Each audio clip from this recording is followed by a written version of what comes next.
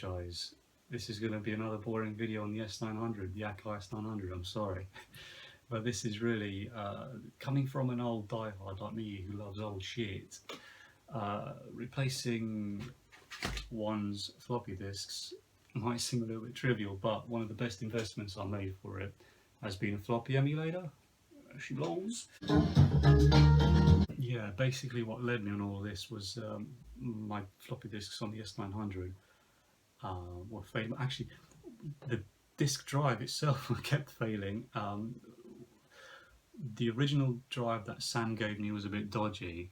The original drive in this, I think, originally failed anyway. And the drive I put in it was actually a drive from my MPC 2000 XL, which I don't use a floppy drive in the 2000 XL. I use something else. I use zips.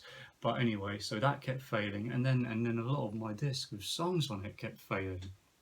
So I just thought, you know, screw this. This is 2021.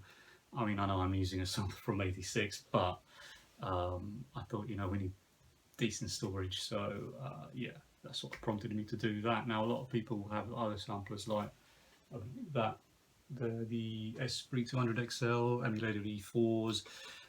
Those things have SCSI. I would not recommend a floppy emulator for these things, just because floppy emulator is ideal for old samplers, like the S900, 950, SP1200s. The reason why I think they're ideal for that is the RAM limitations generally means that's, I think, what, 800k on there. That's a 750, 800k floppy DD.